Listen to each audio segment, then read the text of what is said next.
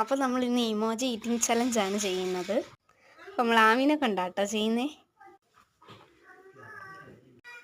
ആദ്യം നമ്മളിത് കഴിക്കുന്നത് കോക്കനട്ടാണ്.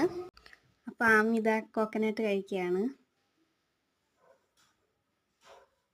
അടുത്തത് നമ്മൾ കഴിക്കുന്നത് ഹണിയാണ്.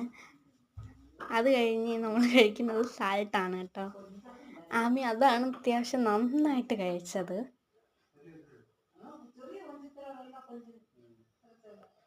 അതാ അത് കഴിഞ്ഞ് നമ്മൾ കുടിക്കുന്നത് വെള്ളമാണ്.